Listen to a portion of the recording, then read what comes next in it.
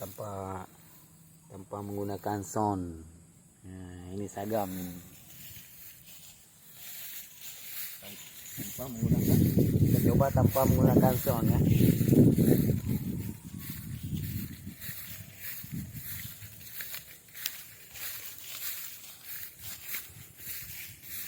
Ini ada tempatnya, kita gantung. Kayaknya kurang sampai nih. Aduh, terlalu tinggi ya. Tinggi je Leo.